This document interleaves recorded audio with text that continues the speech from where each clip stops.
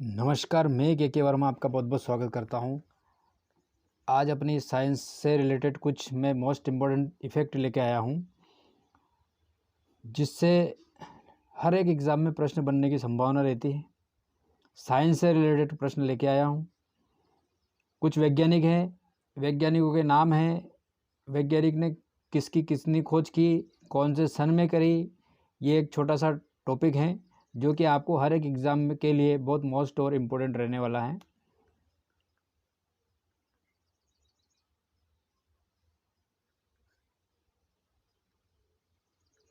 देखिए, वैज्ञानिक, ये आपके यहाँ पे है वैज्ञानिक। क्या है? वैज्ञानिक। ये तो है सन,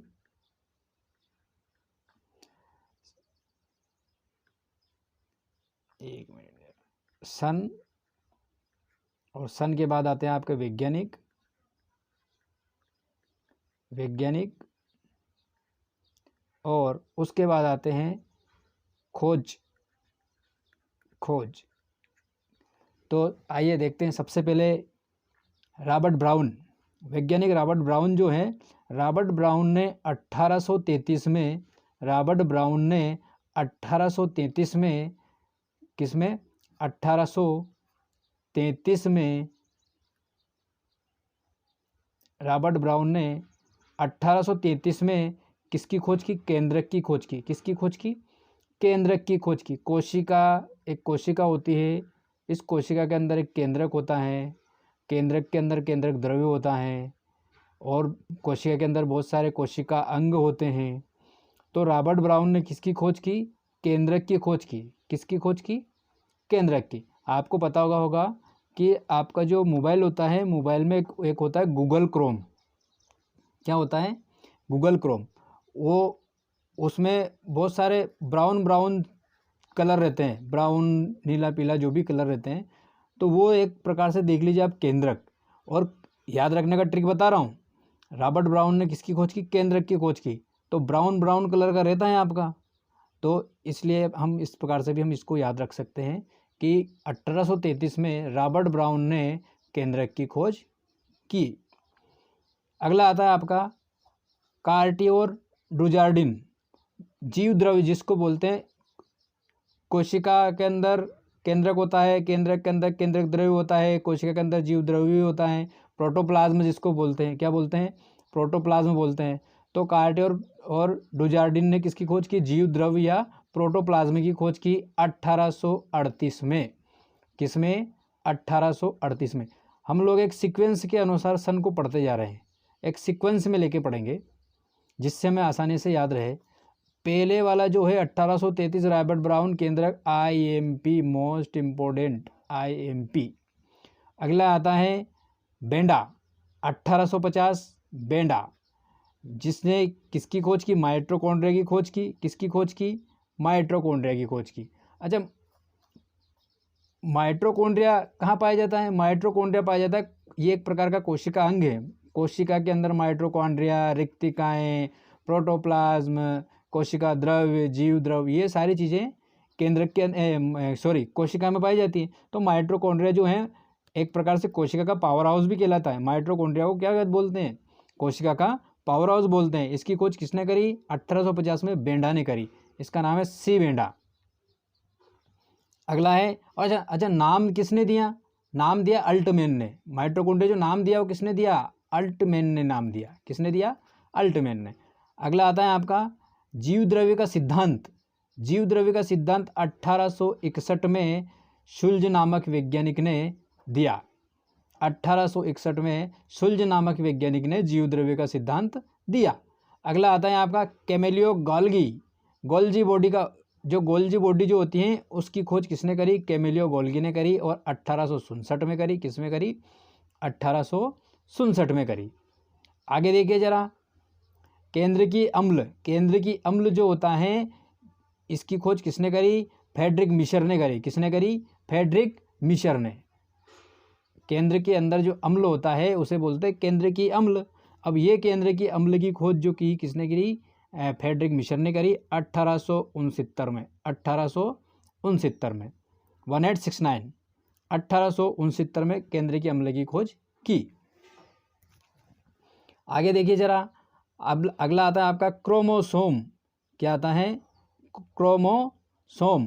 क्रोमोसोम की जो खोज करी किस वैज्ञानिक ने करी? वाल्डियर ने करी। किसने करी? वाल्डियर नामक वैज्ञानिक ने करी और 1888 में करी। किस में करी? 1888 में करी। 1888 में करी। अगला आता है आपका जीन शब्द का प्रतिपादन, मतलब जीन जो शब्द हैं ये इसका प्रतिपादन किसने किया? तो जीन शब्द का प्रतिपादन जॉनसन ने किया। किसने किया? जॉनसन। ऐसे भी याद रख सकते, जीन जॉन। जीन शब्द का प्रतिपादन किसने किया? जॉनसन ने किया और 1909 में किया। किसमें किया? 1909 में किया। अगला आता है राइबोसोम।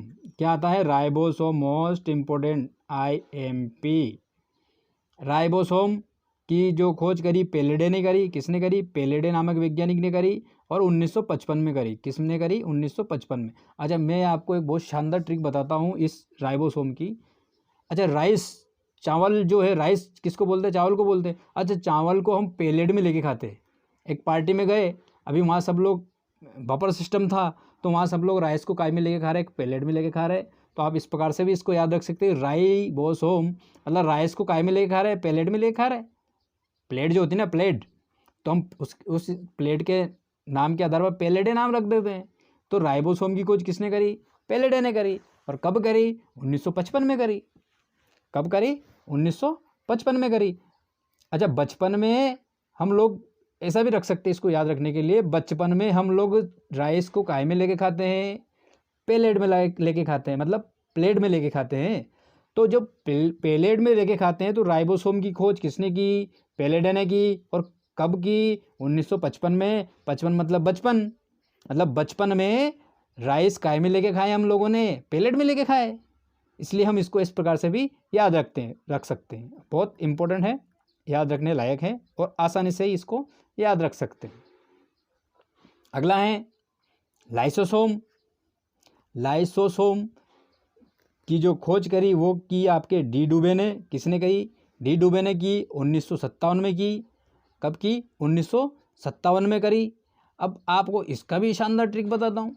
लाइसोसोम को आपको याद होगा, लाइसोसोम को हम बोलते हैं आत्महत्या की थैली। आत्महत्या की थैली। क्या बोलते हैं? आत्महत्या की थैली। लाइसोसोम को आत्महत्या की प्रश्न आता है कि आत्महत्या की थैली किसे कहा जाता है? तो किसे कहा जाता है आत्महत्या की थैली? लाइसोसोम को कहा जाता है। अच्छा, लाइसोसोम को कहा जाता है आत्महत्या की थैली। और आत्महत्या कौन करता है? जो डूब के मरता है। कौन करता है? जो डूब के मरता है। तो इस प्रकार से हम लोग इसको याद रख सकते हैं कि जो डूब के मर गया उसे बोलते हैं डी डूबे। क्या बोलते हैं? डी डूबे। तो इसलिए हम याद रख सकते हैं कि लाइसोसोम जो होता है उसे आत्महत्या की थैली कहा जाता है। इस एक पॉइंट से आपके 2-3 प्रश्न कंप्लीट हो रहे हैं कि लाइसोसोम की खोज किसने करी? डी डूबे ने करी, 1957 में करी। अच्छा, आत्महत्या की थैली किसे कहा जाता है? तो लाइसोसोम को कहा जाता है। किसे कहा जाता है? लाइसोसोम को कहा जाता है। अच्छा, ये वैज्ञानिक का नाम याद रखने का तरीका, आत्महत्या की थैली। आत्महत्या कौन करेगा? जो डूब के मरेगा। इसलिए वैज्ञानिक का नाम क्या है? डी डूबे। हमेशा याद रखो ना कि जो डूब के मरेगा उसको क्या बोलते हैं? आत्महत्या की थैली, डी डूबे। और क्या है? लाइसोसोम है। तो ये आपके कुछ इंपॉर्टेंट